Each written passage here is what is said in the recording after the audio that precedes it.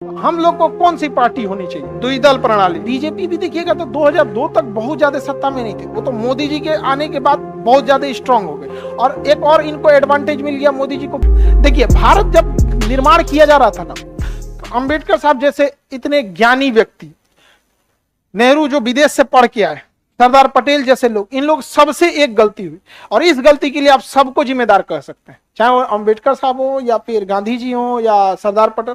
उन्होंने इस चीज पर नहीं समझा कि आने वाले 50 साल बाद भारत में इतनी राजनीतिक पार्टियां आ जाएंगी कि सबकी विचारधारा ही अलग हो जाएंगी। आप द्विदल प्रणाली अगर उस समय भारत में डाल दिया जाता है कि दो ही पार्टी है, एक मान के चलिए एक इंडियन पार्टी एक भारतीय पार्टी हो जाती है, काम खत्म। दो टाइप का गैस सिलेंडर कैसे आता है, इंडियन और भारत गैस और इंडियन ऐसे ही दो पार्टी बना देते, एक की विचारधारा कुछ रहती, दूसरे की विचारधारा कुछ रहती।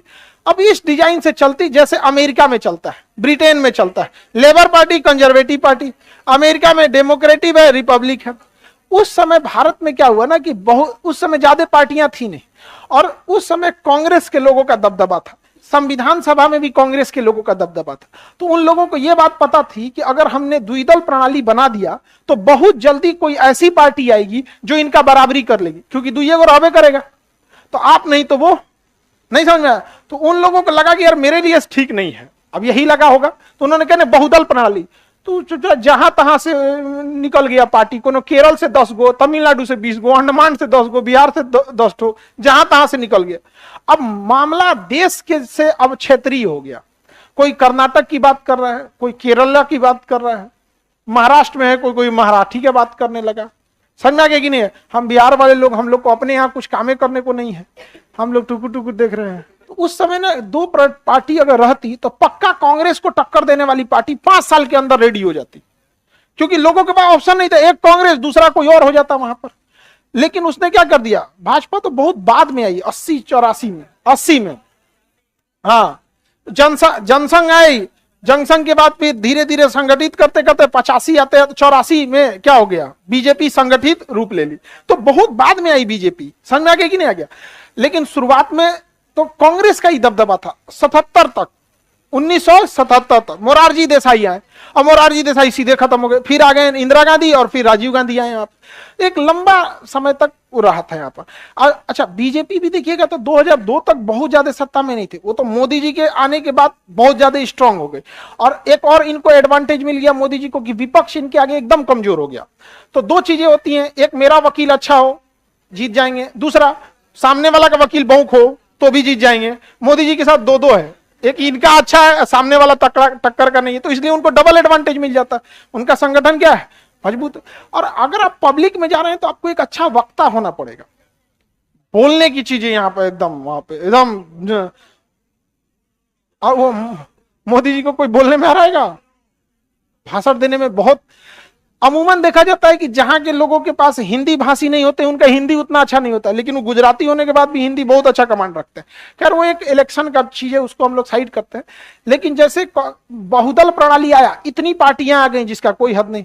अब हरियाणा की कोई पार्टी है, उसका पूरा ले दे के मुद्दा क्या रहेगा, हरियाणा सेंट्रिक हो जाता है। ठीक है, हरियाणा रहना चाहिए। अब जैसे पश्चिम बंगाल में तीस्ता जल विवाद, वो इंटरनेशनल हम लोग को इफेक्ट डालता है, लेकिन वो बंगाल के लिए मामला है, ठीक है। अब तमिलनाडु के लोग के लिए श्रीलंका एकदम 36 का आंकड़ा है, जबकि हमारे लिए नॉर्थ इंडिया या गुजरात राजस्थान के लिए श्रीलंका एक देश है। लेकिन तमिलनाडु के साथ क्या, श्रीलंका में तमिल समस्या थी, तमिलों को बहुत मार दिया था सब वहां पे, यहाँ पर। तो यहाँ का क्षेत्रीय मुद्दा नेशनल लेवल के मुद्दा को क्या करता है, भटका देता है। ये इसका फायदा चाइना उठा के चला आता है यहाँ पर। हम लोग उसको मदद करने जाते हैं तो वहां से क्षेत्रीय पार्टी कहती है कि इसने हमारा मर्डर किया था, हमारे लोगों का हुआ भी था। एलटीटी की समस्या हुई थी 1980 के दशक, बहुत खतरनाक था। राजीव गांधी प्रधानमंत्री की हत्या हो गई थी तमिल समस्या को लेकर, ये एलटीटी के। तो हमारे यहाँ बहुदल प्रणाली आ गए, जिस वजह से क्या हुआ कि जो पार्टी आगे निकल गई है उसके लिए जीतना आसान हो जाता है। आप अगर कोई नई, जैसे आप पढ़े लिखे लोग हैं, तो आप कितना भी संगठित करके अब एक पार्टी बनाते हैं, उस पार्टी को पहचान दिलाने में राष्ट्रीय लेवल पे आपको 20 साल लग जाएगा, क्योंकि इतनी पार्टियां आ गई हैं और जो पार्टी पहले से उसको ऑलरेडी पहचान मिल गया है। तो ये एक लॉन्ग टर्म का लॉस था। तो हम लोग को कौन सी पार्टी होनी चाहिए, द्विदल प्रणाली कौन सी होनी चाहिए? अब कौन करेगा, वो करेगा सब कभी? हाँ, कभी नहीं करने वाले हैं लोग। इसको क्यों नहीं बोलते हैं सर? हमारा बात थोड़ी मानेगा सब, हमारी बात थोड़ी कोई मानेगा। वो लोग तो समझता, वो लोग तो हम लोग को और कहता है कि यार ये सब दुनिया से कहाँ से लॉकडाउन लगा, मास्टर सब आ गया सब। हम लोग कितना बढ़िया पहले फुसला देते थे किसी को। एक नेता साहब हमको मिले थे, वो कहते बहुत दिक्कत है ये ऑनलाइन से। हम कहे क्या हो गया सर? कहा पहले एक भाषण 4 जगह चिपका देते थे, अब नहीं हो पाता है।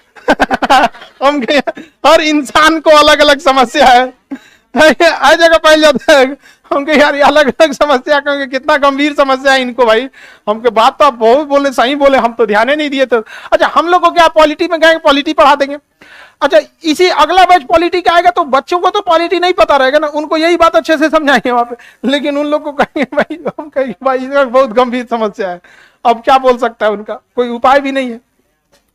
अब वो लोग का अपना समझे लोग, लेकिन शिक्षा जरूरी है। तो आप लोग को समझ